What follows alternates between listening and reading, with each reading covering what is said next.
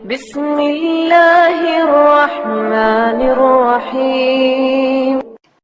إن الحمد لله نحمده ونستعينه ونستغفره ونعوذ بالله من شرور أنفسنا ومن سيئات أعمالنا. من يهده الله فلا مضل له ومن يضلله فلا هادي له. وأشهد أن لا إله إلا الله وحده لا شريك له وأشهد أن محمدا عبده ورسوله. أما بعد، بسم الله الرحمن الرحیم. 42واں گستاخ رسول صلی اللہ علیہ وسلم، ایک مصری گستاخ کا انجام. مشہور شامی عالم و خطیب شیخ محمد صالح المنجد الخبر نے اپنا ایک واقعہ ذکر کیا ہے کہ معروف مصری محدث علامہ احمد محمد شاکر کے والد شیخ محمد شاکر سابق وکیل جامعہ ازہر بیان کرتے ہیں کہ ایک حکومت نواز و دولت پرست بلند پایہ خطیب ایک شہزادے کی مدح سرائی میں رطب اللسان تھا، جس نے ڈاکٹر طٰہٰ حسین کو ایوارڈ کے اعزاز سے نوازا تھا. جب معروف مصری ادیب مگر بصارت و بصیرت ہر دو اعتبار سے نابینا شخص ڈاکٹر طٰہٰ حسین اس شہزادے کی مجلس میں داخل ہوا تو اس خطیب نے نبی اکرم صلی اللہ علیہ وسلم پر نازل شدہ قرآن کی آیات کا حلیہ بگاڑتے ہوئے نبی اکرم صلی اللہ علیہ وسلم کی ناموس مقدس پر انگلی اٹھاتے ہوئے اور آپ صلی اللہ علیہ وسلم کے صحابی حضرت عبداللہ بن ام مکتوم رضی اللہ عنہ کا مذاق اڑاتے ہوئے دوران خطاب ہی میں کہہ دیا: جاءہ الاعمی فما عبس بوجہہ وما تولی. اس کے پاس نابینا آیا اور اس نے نہ طرز شروعی دکھلائی اور نہ ہی بے رخی برتی. اس انداز سے اس نے گویا اپنے خبث باطنی کا اظہار کرتے ہوئے پبتی یہ کسی کہ اس وقت ایک نابینا آیا تھا تو نبی اکرم صلی اللہ علیہ وسلم کے چہرے پر ناگواری و ترشی کے آثار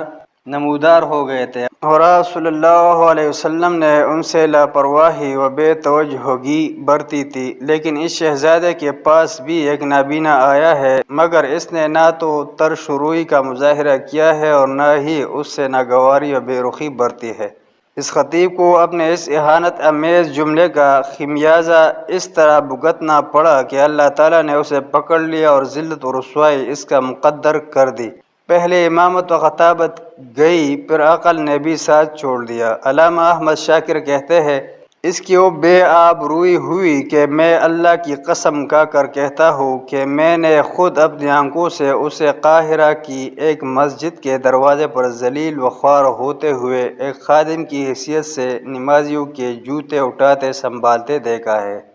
شیخ محمد صالح المنجد ہی نے ایک دوسرے اسکالر کا واقعہ بھی بیان کیا ہے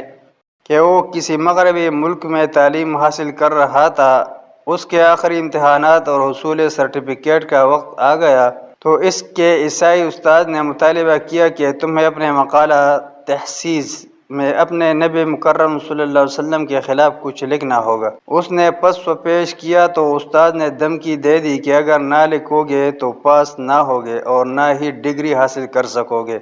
اس پر اس شخص نے حرص دنیا اور ہوائے نفس میں مبتلا ہو کر یہ گستاخی کر لی، اور ناموس و شان رسالت مآب صلی اللہ علیہ وسلم میں گستاخی کا نتیجہ اس نے جلد ہی اپنے آنکھوں سے دیکھ لیا کہ یورپ سے واپس لوٹا تو گاڑی کا ایکسیڈنٹ ہوا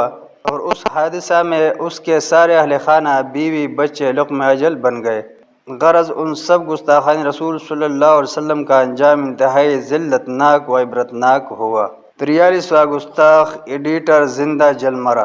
ہفت روزہ الاعتصام لاہور نے اپنی ایک اشاعت میں صفحہ 12 کے حاشیہ میں لکھا ہے: اخبارات میں اخبار کے گستاخ رسول صلی اللہ علیہ وسلم ایڈیٹر کی پر اسرار طور پر جل جانے کی خبر چھپ چکی ہے، اور اسی شمار صفحہ 23 میں چوکٹا لگا کر اس میں یہ خبر شائع کی ہے: ڈنمارک کے اخبار جالینڈز یولانو پوسٹن کا بدبخت ایڈیٹر ایلیٹ بیگ گزشتہ دنوں آگ کے عذاب سے ہلاک ہو گیا. سعودی عرب کے ایک اخبار کی رپورٹ میں بتایا گیا ہے کہ ایلیٹ بیگ اپنے کمرے میں سویا ہوا تھا کہ اچانک آگ بھڑک اٹھی. اس آگ کے عذاب میں ایلیٹ بسم ہو کر جہنم واصل ہو گیا. یہ وہی بدبخت ایڈیٹر ہے جس نے 30 ستمبر 2005 کو اپنے اخبار میں رسول کریم صلی اللہ علیہ وسلم کے توہین آمیز خاکے شائع کر کے مسلمانان عالم کے دل زخمی کیے تھے۔ فاعتبروا یا اولی الالباب۔ پس منظر: لاہور سے بھی کم رقبے اور آبادی والے ایک ملک ڈنمارک کے ایک یہودیت نواز اخبار جیلینڈز یولانو پوسٹن نے، جس کی پیشانی پر یہودیوں کا 6 کونوں والا ڈیوڈ سٹار بنا ہوتا ہے،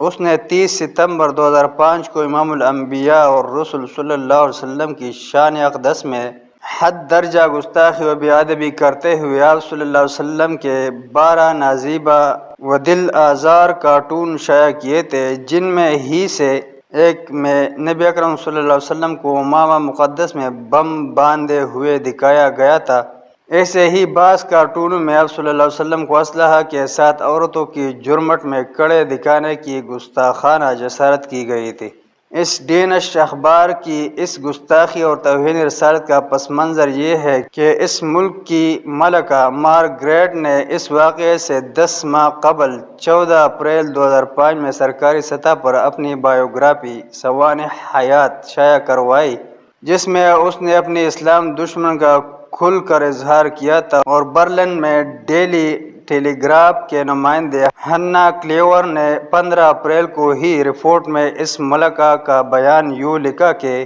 ملکہ نے اپنے عوام کو اسلام دشمن کی دعوت دیتے ہوئے کہا ہے، شو اور اپوزیشن ٹو اسلام، آئیے اسلام کے خلاف ہم اپنی مخالفت کھل کر ظاہر کریں۔ ستمبر 2005 ہی میں ڈنمارک پیپلز پارٹی کی ایک سرکردہ رکن لوٹس پریوٹ نے اپنے ایک مضمون میں لکھا، ڈنمارک میں پیدا ہونے والے مسلم نوجوان بھی بنیاد پرستانہ تعلیم سے آراستہ ہے، جو ہمارے معاشرے سے مطابقت نہیں رکھتی، چونکہ ہمارا قانون دشمنوں کو سرعام قتل کرنے کی اجازت نہیں دیتا۔ اس لیے ان مجرموں سے نپٹنے کا واحد راستہ یہی ہے کہ انہیں حوالے زندان کر دیا جائے یا پھر انہیں روس کے جیل خانوں میں بھیج دیا جائے۔ جبکہ اسی عورت نے ایک دوسرے مضمون میں مسلمانوں کو ایسے کینسر سے تشبیہ دی جس کا علاج آپریشن کے سوا کچھ نہیں، اور ستمبر 2005 ہی میں ان کے ایک ریڈیو چینل نے کہا، مسلمان کا واحد علاج یہ ہے کہ اگر ہم انہیں ہلاک نہیں کر سکتے تو کم از کم یورپ سے باہر تو ضرور دھکیل دے۔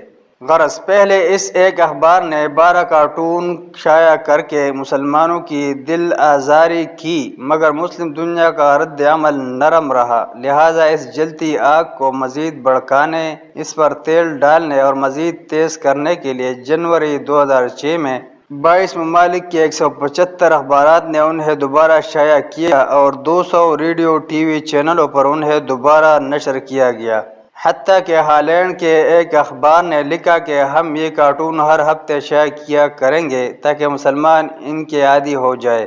جبکہ اٹلی کے ایک وزیر نے ان کی ایک شرٹ خود استعمال کی اور اسے پیشن کے طور پر فروغ دینے کے پروگرام کا بھی اعلان کیا۔ یہ محض چند کارٹون نہیں بلکہ ان کی اشاعت ایک وسیع تر مہم کا حصہ ہے۔ پوری اسلامی دنیا کے عقیدے اور تہذیب کے خلاف برملا جنگ ہے۔ تکبر و خود پسندی کے مقام سے استہزاء، تذلیل اور اہانت کے ہتھیاروں سے امت مسلمہ کی غیرت و عزت پر حملہ ہے۔ یہ کارٹون محض اتفاقی طور پر ہی شائع نہیں ہو گئے تھے بلکہ ان کا ایک خاص پس منظر ہے۔ یولانو پوسٹن کے ثقافتی امور کے ایڈیٹر فلیمنگ روز نے باقاعدہ ایک منصوبے کے تحت اس فکری و تہذیبی جنگ کا آغاز کیا۔ اس اقدام سے 1 سال پہلے وہ امریکہ گئے اور وہاں اسلام دشمن کی مہم چلانے والوں کے سرخیل ڈینیل پائس سے خصوصی صلاح و مشورہ ہوا۔ ڈینیل پچھلے 40 سالوں سے اسلام اور مسلمانوں کے خلاف قلمی جنگ کر رہا ہے، دسیوں کتابوں اور سینکڑوں مضامین و مقالات کا منصب ہے، صہیونی تحریک میں اونچا مقام رکھتا ہے اور فلسطینیوں کے بارے میں کھلے عام کہتا ہے کہ انہیں فوجی قوت سے نصف و نابود کیے بغیر کوئی چارہ کار نہیں۔ امریکی صدر بش نے اسے ایک ایسے تھنک ٹینک کا مشیر بنایا تھا جس کے مصارف سرکاری خزانے سے برداشت کیے جاتے ہیں۔ اس مشاورت کے نتیجہ میں فلیمنگ روز نے 40 کارٹونسٹوں کو دعوت دی، جن میں سے 12 افراد کے کارٹون شائع کیے گئے، اور اس دعوی سے کہ اس طرح مسلمانوں کی تنگ نظری کا علاج ہو سکے گا۔ یہ ناخوشگوار، اشتعال انگیز اور توہین آمیز کارٹون محض ڈنمارک کے ایک اخبار یا اس ملک کی شرارت نہیں، بلکہ یہ ایک عالمی اسلامی دشمنی مہم ہے جس میں ڈنمارک کو محض ذریعہ بنایا گیا ہے، ورنہ یونین کے صدر نے مسلمانوں سے ہمدردی کے اظہار کے ساتھ ہی نام نہاد آزادی صحافت کے نام پر ان کارٹونوں کی اشاعت کی مذمت سے انکار کر دیا، بلکہ امریکی صدر بش اور برطانوی وزیر اعظم ٹونی بلیئر نے اپنے خبث باطن کے اظہار کے لیے ڈنمارک کے وزیر اعظم کو ٹیلی فون کر کے اپنے تعاون کا یقین دلایا۔ Islamic world must realize we are not isolated. اسلامی دنیا کو محسوس کرنا چاہیے کہ ہم تنہا نہیں ہیں۔